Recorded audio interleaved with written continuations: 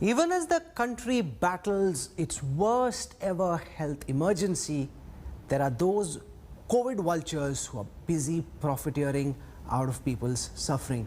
India Today special investigation team nails exorbitant ambulance charges for COVID patients across the country.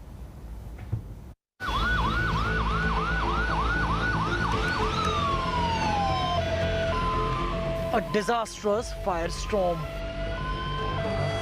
As surging demands bring emergency responders to a breaking point. An India Today investigation found some ambulance operators charging exorbitantly high to shift COVID patients. This ambulance operator outside a private hospital in East Delhi, for instance, demanded 50,000 rupees to transport a sufferer to a healthcare facility in Gurugram. More than 1,000 rupees per kilometer in his ICU ventilator ambulance. हाँ जी sir बोलिए। मैदान का जाना है। मैदान का जाना है। पेशेंट कहाँ आपका? बार है जी? बार अच्छा। वेंटिलेटर पे या ऑक्सीजन पे? बुलिंग पे है। बुलिंग पे। 50,000 रुपये लगेंगे इसके? बिल आपको मिलेगा नहीं।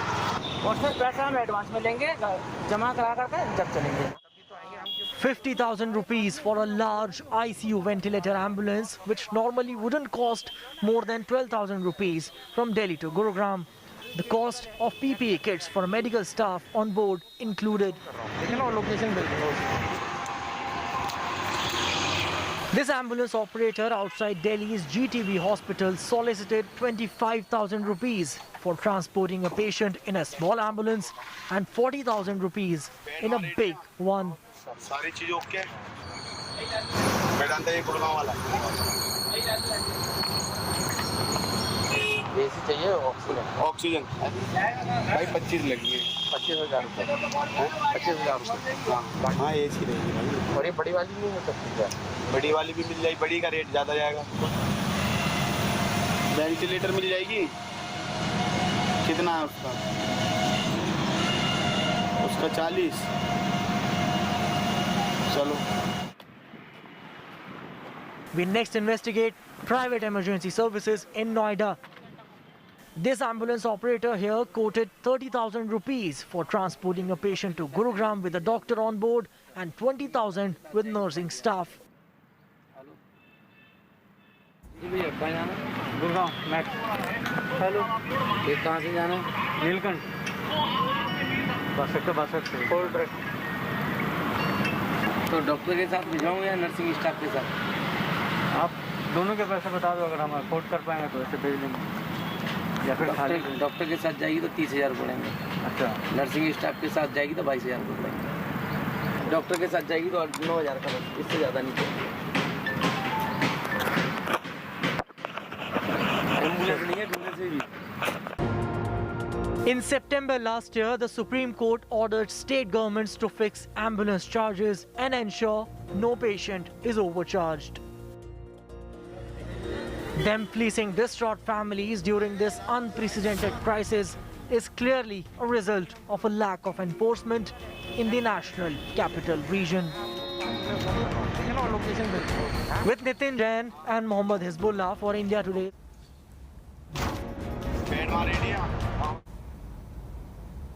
This is really tragic. You have people suffering, gasping for air, and then you have these COVID vultures who think this is their opportunity to make a fast buck. How can we put an end to this profiteering? Or is this just down to human nature? Or should the force of the law come down on those who are engaging in these acts? Joining me on this broadcast, I want to welcome first and foremost Vikram Singh, former Director General of Police in Uttar Pradesh. We have Sujata Rao, former Health Secretary in the Union Government of India. We have Nupur Sharma, representing the ruling Bharatiya Janata Party at the centre. We have Dr. D.S. Rana. He is the Chairman of the Board of Management at the Sir Gangaram Hospital. And last but not least, Shikha Tikku. She's a volunteer. She's been helping out people struggling for ambulances, struggling for oxygen. And I have Ankit Kumar, whose report I'll play out in just a moment from now. I want to go first to Vikram Singh. You've just seen how what should typically be a 3,000, 4,000 rupee ticket is being multiplied manifold, and people are being asked for 50,000, 60,000 rupees for a trip within the geographic boundaries of the city. How do you believe, sir, the state government and the local police should respond to try and bring an end to this unacceptable profiteering? Rahulji, you have very rightly mentioned that they are COVID vultures, and it is very much doable by the local administration and the police. The misery is, I have never seen such dimensions of human misery. The least that the police and the administration can do is to come down very heavily on these black marketeers who are surviving like as if they are vultures on carrion. And it is perfectly doable. The Epidemic Diseases Act, the Disaster Management Act, the various provisions of the National Security Act and the IPC give sufficient powers to nail them very, very appropriately. I don't say be vindictive, but at the least they can do, if you and your sting operations could get to the bottom of this, I think the police have it in them to understand who these mafia are. I would say the mafia because they seem to be very organized. They have a system. Pay the advance, then you will get the vehicle at your doorstep. And then everything is by certain unwritten rules. And I feel that, I hope I am wrong, that there is no complicity at the lower staff. But if there is, even they need to be taken to task. So Rahulji, it needs calls for immediate action, because the human misery, the dimension of the shortage of oxygen, the ICU, the hospital beds, the least that the administration can do is to book these people who are after and thirsting after human blood, and there is known as Hindi as kafan khasot, to get after them and put them behind us. I have done it in the past, and I think it's perfectly doable even now. You have done it, and I'm sure the police can do it too. Sujata Rao, the investigation has exposed some of these COVID vultures, but the problem runs much deeper. Is there anything that you believe the government should be doing to try and ensure that we can bring this profiteering to an end? Because just going after the few people we've exposed will only take care of this investigation, but what about the larger problem?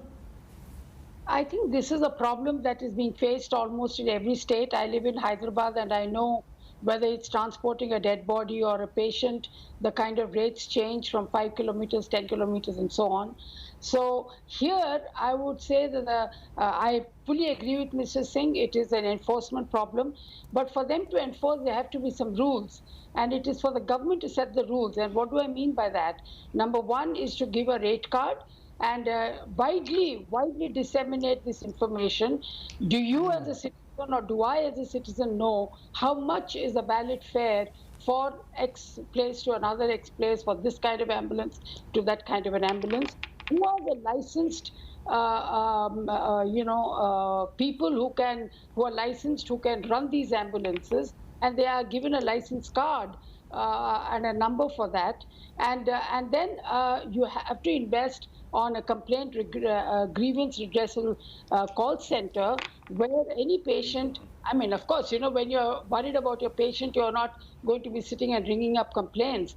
But later on, at least, if the patient's families do say that this is the amount we paid, and there's immediate action taken, that will be a deterrent. But I'm afraid, I don't know about Delhi, but certainly here, there is no such rate card, there is no such enforcement, and it is just a free-for-all. And since there's a huge demand, the supply is restricted, people are exploiting and doing price gouging. Our investigation may have been done in one city, but these reports came in from different cities. And as Sujata Rao says, it's happening as much in Hyderabad as it is in the national capital. Do you have any ideas, Nupur Sharma, on how to deal with this menace? I think the former health secretary makes a very good point. Like a prepaid taxi rate card, can the central government not put out a fixed rate card, that this is how much you're allowed to charge tops, that there is a price cap, there's a range, and you have to charge within that range? Well, I agree with the former health secretary, but Rahul, if I understand correctly, this is something the state governments will have to decide, depending on a plethora of factors, because transportation, after all, is actually a state subject, and so is health. But I can tell you, 3 days ago, the Honorable Delhi High Court actually did direct the Delhi government to come out with some plans to put black marketing, hoarding in check, because As you know, a lot of hoarding regarding cylinders, a lot of hoarding regarding our drugs, and some of them known as life-saving coronavirus drugs is happening. So much so, I read in the newspaper 2 days ago that health officials, frontline workers, so hoarding and black marketing coronavirus treating drugs, if I can call them that. Secondly, I do know for a fact that last week the Delhi police has come out with a helpline. There was a lot of fraud being reported, people who are running helter-skelter, and I'm not going to take away from the misery that a lot of families of patients, the patients themselves have to go through right now, how people were charging. There were fraudulent messages doing the rounds. You want a concentrator, first you give money in our account, and then those numbers would be switched off. So I do know for a fact, as I've been reading in the newspapers regularly, and I myself have got the helpline number from Delhi police from last week, as to how they're cracking down on people who are hoarding and black marketing and also defrauding people. Is that happening, Dr. Rana, in the way issues. that you think it should? You know, the government, of course, is claiming that the police, which in fact reports to the central government, which is run by the BJP, not to the state government, has been acting against these people who are acting as COVID vultures. Do you think it's happening adequately, or do you think the police needs to be far more active than it is at this moment? Rahul, you know, whenever there is a big gap in demand and supply, that gives birth to this black marketing and hoarding. And at this time, there should be very hard responsibility of law enforcement agency that these things are minimized, you know. I don't know the state versus state central government, but whosoever is responsibility, they should ensure these things that hoarding and black marketing doesn't take place, or they are minimized. There are, as you rightly pointed, there are COVID vultures, and vultures you find difficult to control, you know. So there have to be very hard rules for them that they should be punished very hard. Once they're punished very hard, then probably that can minimize it, you know. Otherwise, but if for ages it is going on, whenever such things occur, these people are going to there, you know. Some people will do this thing in spite, they will not understand human suffering, you know. They see their own benefit, own profit. And that is a very small proportion of people, but they are existing there, you know. So what you've seen so far is just the first part of our investigation, which is to do with ambulances that are fleecing the relatives of those who are in dire need for an ambulance. But even online, there are all manner of scams that are now, very, very rampant, because you've got people who are desperately in need of oxygen, families running pillar to post, they're going online, people have created groups, they've created websites where you can go and, try and find oxygen. But what happens in the end is that these are just big scams. So this is an investigation by Ankit Kumar on the COVID SOS scammers.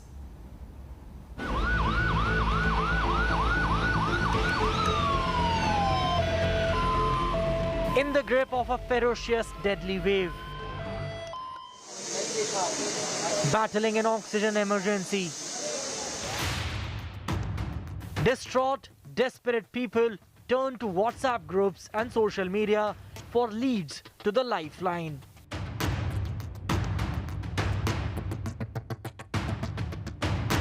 But beware of scammers lurking online.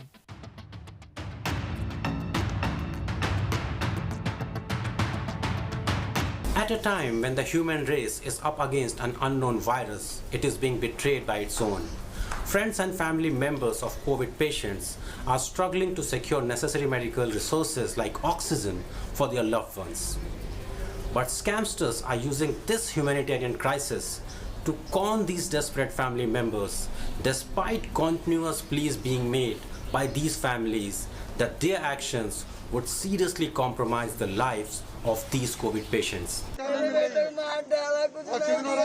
As stricken families scramble for oxygen, rogue traders are offering quick access to oxygen, of course, at high cost. My friend is in ICU in a small hospital in Gurgaon. So he had urgent need of oxygen, and the problem was like they was running out of that oxygen supply, and they wanted us to arrange that oxygen somehow. So we thought like maybe if we give some sort of advance to the guy, he will be able to deliver oxygen to us. When I called him, he said that basically he cannot dispatch that cylinder because there are too much demand without at least half of payment. Then sent him a second installation of around 9,000 rupees. Mayank Jain, a Gurugram-based IT professional, had to make an advance payment of 27,500 rupees in 3 installments for his 34-year-old friend's oxygen cylinder. But the much-needed supplies never arrived. Mayank Jain isn't alone. I got the lead of this oxygen supplier on the Twitter. Somebody had tagged his number as a verified lead. But to make sure this is verified, I also called up the guy, and he made sure that he told me the oxygen is available, and he also assured me that he will get the oxygen delivered to the family. So that made me actually believe him. Shikha Tikku has been helping COVID patients. She followed a Twitter post tagged as a verified lead for oxygen in Delhi. Tikku soon realized it was a scam. Scammers even provided fake ID cards. When I got suspicious, he also made me speak to some person who said he's Pankaj Baduria and he's a vice chairman of this company, of this oxygen company. And to make me believe him, he sent some documents. It consisted of Aadhaar card, PAN card, and he told me that he's a very genuine guy. If duping patients and their families wasn't enough, fraudsters are also resorting to identity theft in this hour of crisis. He assured me that he's a genuine guy. He also asked for patient as well attendants, Aadhaar details and other address, phone numbers, all other details. So this built a little bit trust, and I still had doubt, but I took again a risk. Delhi police even issued a special helpline number to register such complaints. But that hasn't deterred the scammers. As police admit that catching these COVID vultures is a time-consuming job, the onus to stay alert has once again fallen back on Aam Janta. In New Delhi, Ankit Kumar for India Today. Shikha Tikku is with us. You saw her in that report. Is this just happening as a one-off, or do you think this is now happening at a pretty large scale and we really need to make people aware and also go after those who are trying to use this opportunity to fleece others? Actually, Rahul, I have been helping these families from last 15-20 days now, and I've been talking to different oxygen suppliers. So what I'm seeing is there's a problem everywhere, almost everywhere.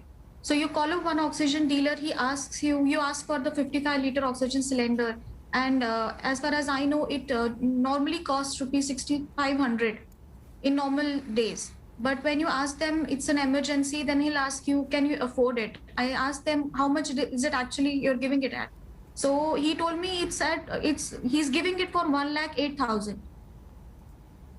So you can imagine the the amount of difference. The actual is 6,500 and he's giving it at 1,08,000, because he knows that the family is in emergency. They want to save their loved ones, so they can pay any amount.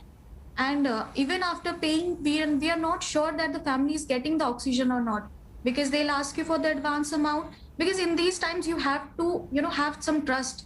We are calling people. So this 1 lakh plus is for one cylinder. Hello. This 1 lakh plus is for one cylinder, Shikha?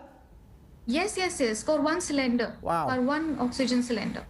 So a cylinder that typically costs just 6,500 being sold in the black market for 1 lakh plus. Ankit Kumar, you've been researching for this investigation for the last several days. Did you just notice the odd such case, or do you think it's happening at large scale? What we have learned during our investigation, Rahul, is that the existing gangs of seasoned scammers are now using this pandemic as a golden opportunity to cheat people and make quick money, despite being fully aware that their actions could seriously compromise the lives of these patients. And if you think that maybe a genuine supplier somewhere got greedy or ran out of oxygen at the last minute, that's definitely not the case. These are well-planned scamming schemes designed to exploit a society when all of us are extremely vulnerable. I will give you an example. In one of the cases where a person needed oxygen for his friend in Gurugram. He told me that he had an idea that this could be a scamming scheme. But despite having that inkling, he paid 27,500 rupees in 3 installments, just hoping against hope that maybe, and he even appealed to their humanity कि भैया कुछ भी हो जाए आप fraud मत करना मेरे दोस्त की जिंदगी खतरे में है. And even making those desperate pleas, those guys did not send the cylinder. Those guys did not refund his money, blocked his number in fact. So, and when we tried to follow that case up with Rajasthan police, because Delhi police helpline number told this person that you will have to, because his physical location was in Rajasthan, not in Delhi. Now, this is one of the main loopholes that these people are exploiting, because what happens is that when you try to register this case, these kind of scams are independent of any jurisdiction. Yesterday, Delhi police issued a statement and said that because of jurisdiction issues, these cases are extremely time-consuming to crack. Now, one we have to understand is that in order to tackle this problem, there has to be a national action plan.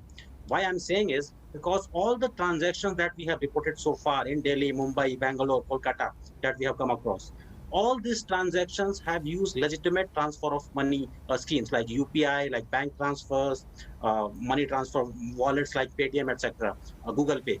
So what can be done is that there should be a national action plan to curb this menace, because the cases, the hotline number that one of the panelists just discussed, that Delhi police has come up with a hotline number. That hotline number, let me tell you, despite having 10 different lines, it's extremely difficult to get through this. This tells you how much the volume of complaints that Delhi police hotline number is getting, and the number of cases that are getting solved are incomparable to the incident that has been happening all over India. Nupur Sharma, respond to the point that Ankit makes, that this can't be left to state governments since payment gateways have been used. If a complaint is registered, and since jurisdiction seems to be split between different states, between where the scam happens and where the operator is residing, can there not be a national action plan to deal with these kind of frauds? But I do hope you appreciate that cross-border transportation of these medical equipment is always under check by the local police of the state it's going out of and the state it's coming into. For that matter, on 17th April and also on the 24th of April of this year, the Honorable Prime Minister did regular visits, and the moot point of both these meetings with the state governments and also with the high-ranking officials was we need to have something to curb all this hoarding and black marketing in place. He's absolutely right. There is so much cases, so many cases of fraud going on right now. Right now, I can tell you that the status today, as submitted before the Honorable Delhi High Court from the Delhi Police, is simply this: 73 cases have been registered, out of which 24 are for cheating, remaining for back marketing and hoarding. 91 people have been arrested. 213 pulse oximeters are something that they have actually managed to catch hold of from hoarders. 18 oxy pumps, 425 remdesivir, and these are original remdesivir injections. 225 oxygen concentrators, 82 oxygen flow regulators. Last week, in fact, they got hold of some, I don't know the exact number, but quite a few oxygen cylinders, which the Delhi police thereafter gave to AIIMS and to other medicinal authorities. The fact is, we need to come down on this on a war footing, and there needs to be a plan, a consonance between the state government, the transportation ministry, the health ministry, and also the home ministry to come out with an action plan. Ankit wants to counter that. Ankit, you want to make a quick point before I go to the other guest? No, Rahul, this is not a case of black marketing. In case of black marketing, the person who is in need of something eventually gets that resource, maybe at a higher price. In this case, seasoned scammers are now using this crisis to exploit the COVID patients, their family and friends. They are not supplying the oxygen. Suppose I need an oxygen cylinder for my friend, and I eventually end up paying 30 or 40,000 rupees for that cylinder. And I'm just hoping, I'm dedicating time and money that, okay, I'm hoping that I'm telling the hospital that, okay, the help is on its way. But what eventually happens is that the help never comes. That compromises the life of my friend, that compromises life of a COVID patient, that seriously compromises the oxygen supplies. So this is not a case of black marketing. It's a case of 100% scamming. It's a pure scamming scheme. It's a well-designed scheme to cheat the COVID patients at a time when they are extremely vulnerable. This is a crime against humanity, and it is not a case of black marketing. Shikha Tikku, because jurisdiction is in play. Shikha, you spoke of the problem. You've been working, trying to help people out. Do you have any ideas of what the BJP and different state governments need to do, both at the center and at the state level, to try and ensure that people don't loot us in the middle of this pandemic? Yes, Rahul, because it is very much needed right now that some action should be taken. I came across these two numbers on the Twitter, and I made sure I shared these numbers on Twitter, and I told people to please save these numbers on your phone as fraud, so that, you know, there are all these numbers floating on the internet. Even if you dial these numbers from your phone, you will get these named as a fraud on your phone, so that you will get an alert that these are the numbers for cheating people. And I also put up a mail to Delhi police. I am in touch with them on mail. So I have reported these two numbers, but I'm really hoping that some action should be taken, because these people are out there. Has any action been taken so far? They might have cheated a lot of other people. Shikha, has any action been taken so far? Hello? Shikha, has any action been taken so far? Nothing as of now, Rahul, because I got a mail from them. They had asked for the address. Since the patient with whom this cheating has happened, they are in the hospital already. So I'll be in touch with the police. I have shared my address. Even if they need all the details, they'll be contacting me again. No, but this is where, Vikram Singh, the police needs to be seen to be taking action. Because if you just treat this as an ordinary case, even if you make a few examples and take exemplary action, at least a message goes that this is not acceptable.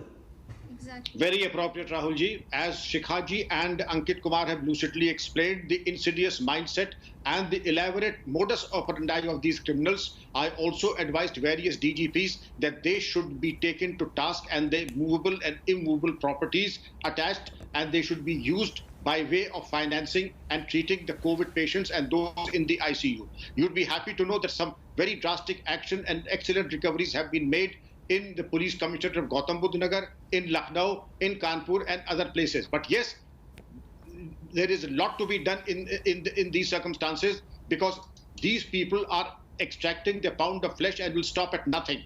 Therefore, nothing short of something on a war footing, as Nupur ji had said, would serve the purpose of getting at their jugulars. And the only thing that we can do is to share the data back, as Shikha ji has done, that she shares the fake numbers, the fake IDs, and so that the people are generally aware. Because in a moment of distress, they call these numbers and they are duped.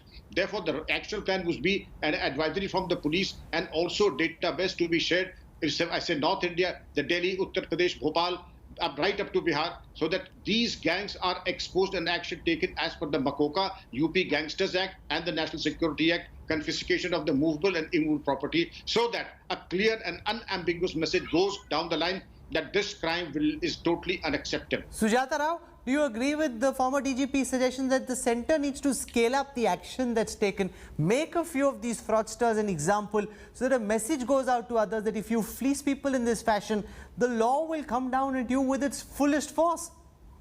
Absolutely, absolutely. That's really very important, to give confidence to the people that, scamsters are being. This is nothing but fraud. Nothing but fraud. And so these people have to be acted upon immediately, not just book an FIR and put them in jail, but something much more drastic, so that it's a deterrent. But besides that, the grievance of the people has to be addressed also. Why are they going to these fraudsters and getting? And unless and until there is, of course now oxygen is simply the most important thing. It's a very tough task, Rahul. It's so easy to criticize the government, but just imagine the usual per day average consumption of oxygen in Saint was 1,000 metric tons. Today it's 8,000 metric tons. No matter how much we would have prepared, this is a very major pandemic of a scale which I don't think anybody could have imagined. So very quick solutions have to come. The triaging has to be done properly. Protocols need to be put in force. But every day the demand is increasing. So I really have no immediate answer. But unless and until you address that, even if you arrest 90 people, another 90 will be born.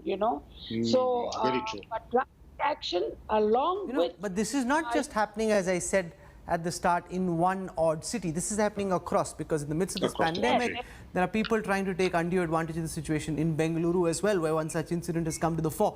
Officials of Bengaluru's civic body, the BBMP, have been caught taking bribes for allotment of hospital beds which are reserved for COVID-19 patients. Here's a report.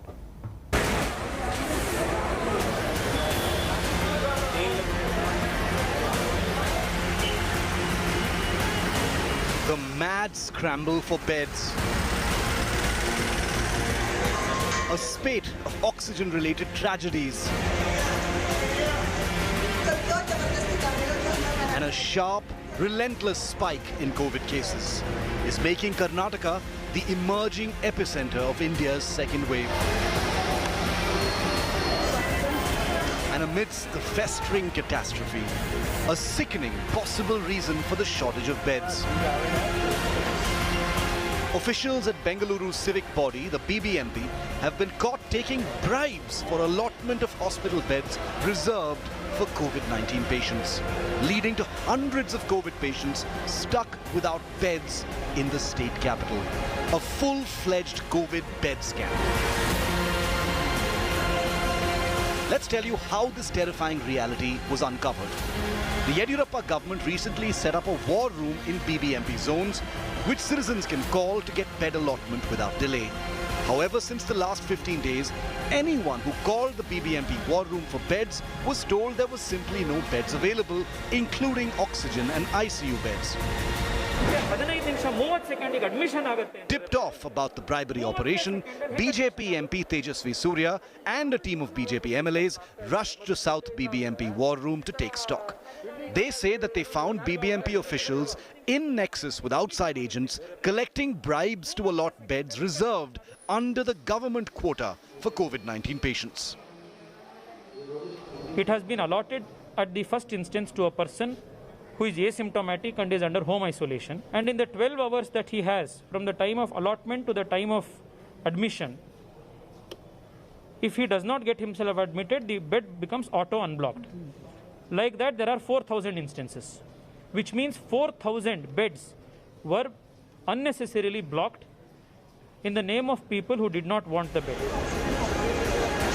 Here's the modus operandi of this entire scam. Citizens calling for beds are immediately told no beds are available.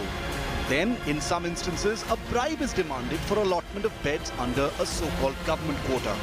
A bed is then blocked in the system for 12 hours, during which the deal is negotiated and done with the desperate patient. If the deal doesn't go through, the bed is back in circulation for the next bribe attempt. Now, in one instance, 12 beds were booked in different hospitals at different times under a single asymptomatic patient's name. Well, the current rate for one single bed is upwards of 40,000 rupees, and it's even more if you want an ICU bed. The Bengaluru police, as of now, has arrested 2 persons. They are questioning several others after registering a case. Tejasvi Surya has also dialed former Infosys chief Nandan Nilekani for help in scam-proofing the BBMP's bed allocation software. The Chief Minister has immediately called, and he has said that he is going to take all these officers who are involved in this to task. This has been brought to the notice of the Honorable Chief Minister. The Honorable Chief Minister will take appropriate action. In a city where soaring numbers and citizens suffering on a daily basis, the scam has triggered anger and a political crossfire.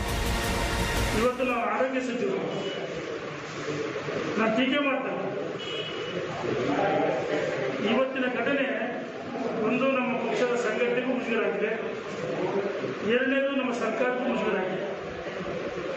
ಮುಖ್ಯಮಂತ್ರಿಗಳು ಡೆಲಿವರಿಯಲ್ಲಿ ಎಲ್ಲ ಕಾಲಕ್ಕೆ meeting ಮತ್ತದೆಲ್ಲವೂ ಮಾಡ್ತಾರೆ. ಆದರೆ ಆರೋಗ್ಯ ಸಚಿವರು ನೀವು 2 ಖಾತೆ ಬೇಕಂತ ಹೇಳ್ಕೊಡ್ತೇವೆ. 2 ಖಾತೆ ಯಾದಕ್ಕೋಸ್ಕರ? ಒಂದು ಮೆಡಿಕಲ್ ಎಜುಕೇಷನ್ ನಿಮಗೆ ಬೇಕು, ಹೆಲ್ತ್ ನಿಮಗೆ ಬೇಕು, ಹಂಗೆ ನಿಮ್ಮ ಜವಾಬ್ದಾರಿ ಏನು? ನಾನು ಹೇಳಕ್ಕೆ ಇಚ್ಛೆ ಪಡ್ತೀನಿ, ಇವತ್ತು ಕೆಲಸಗಳನ್ನ ನಿರ್ವಹಿಸಕ್ಕೆ ರಾಜೀನಾಮೆ ಕೊಟ್ಟು ನಾನು ಬೇರೆ ನನಗೆ ದುರಾಸೆ ಇಲ್ಲ, ನಾನು ಮಂತ್ರಿ ಆಗಬೇಕಂತಲೂ ಖಂಡಿತ. The scandal has stunned a suffering city. Such criminality could be happening in a well-administered metropolis. Imagine how bad it is elsewhere. With Nagarjun Dwarkanath in Bengaluru, Bureau Report, Lifting.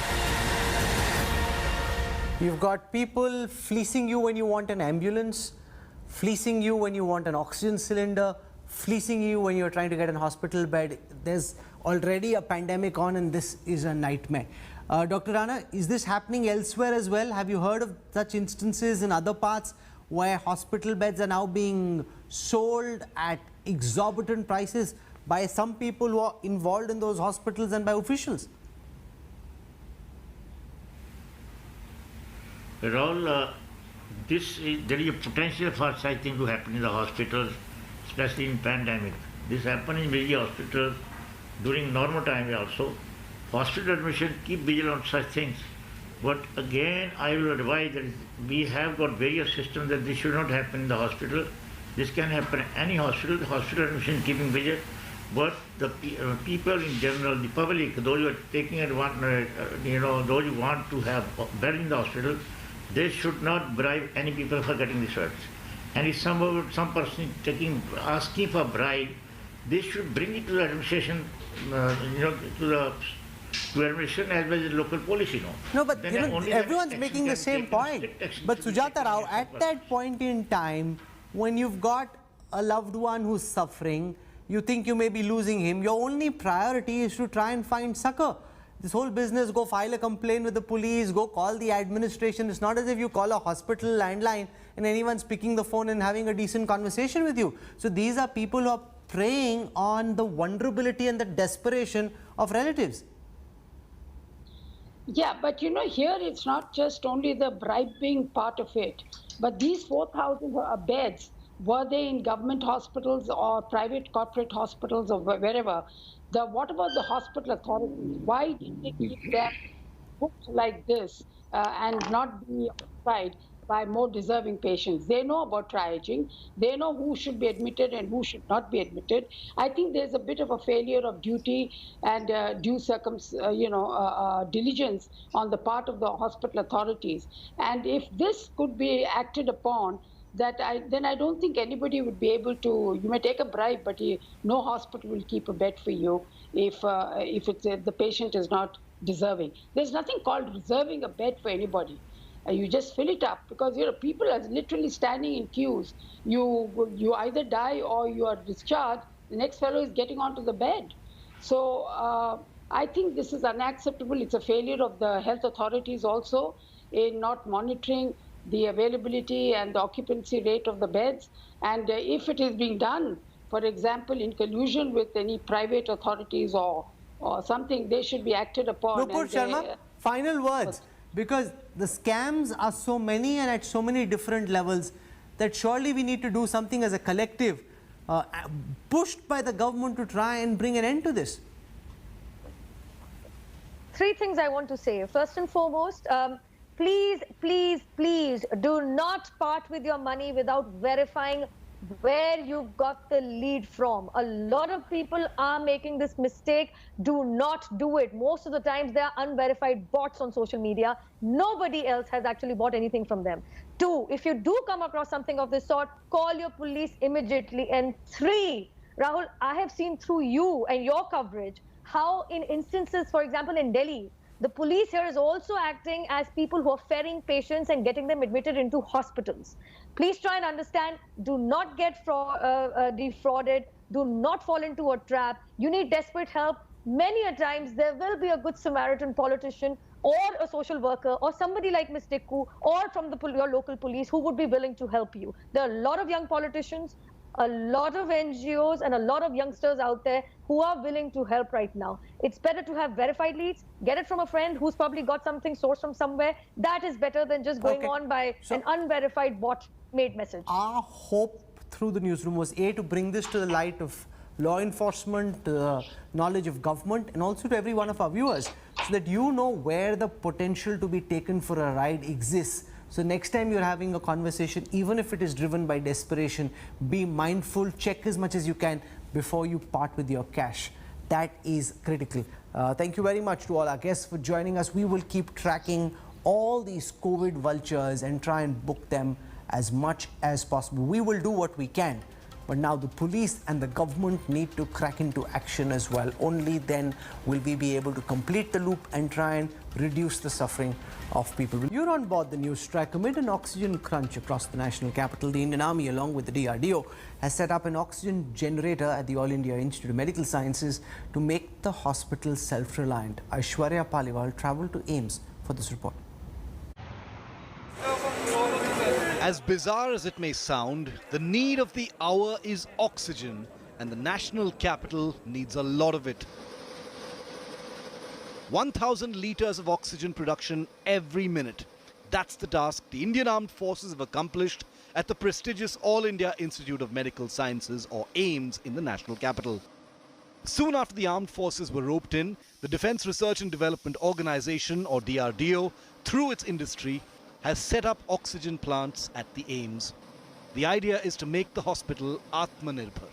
With this plant up and running, the hospital will now be able to generate 1,000 litres of oxygen per minute. It will be sufficient for 195 patients every day. Moreover, 197 cylinders of 47 litres can be filled 150 times in just 24 hours. Right now, the hospital is dependent upon the supply of the oxygen from outside. From the industry, the oxygen is being transported and is being filled at the storage tank of the hospital. Now with this, the oxygen will be generated in the campus of the hospital. Hospital will not be dependent on the outside supply. So as and when required, they can use the oxygen. Given the acute shortage the country is facing at the moment, the DRDO will set up more plants just like this across the country in the next 3 months. It will be definitely helpful, and it will be supporting hospitals where there are about 200 patients, 300 patients and all that. It will be very useful. We are trying to overcome continuously, and the industries are working very hard. I think we should be able to meet definitely the 500 numbers in 3 months. The technology for these oxygen plants is based on the oxygen generation system featured on India's very own LCA Tejas fighter jet. It has been civilianized now for hospital use. Hospitals across the country are becoming truly Atmanirbhar. This plant is being set up at AIIMS, one of the biggest facilities across the country. The work of this plant is to generate 1,000 litres of oxygen per minute. Yes, that's the astounding work which this plant will now do. The reason is to reduce the dependence that the hospitals at the moment have on outside supply. We are seeing how the number of COVID cases are rising across the country every 24 hours, which is why 500 of such plants will be set up across the country in the next 3 months. This is Aishwarya Paliwal reporting from the AIIMS facility in New Delhi with camera person Nasir Khan. This is where I wrap up the Newstrack tonight. Look forward to seeing you 8 p.m. tomorrow evening with another action-packed edition of the Newstrack. Till then, from all of us here, goodbye, good night.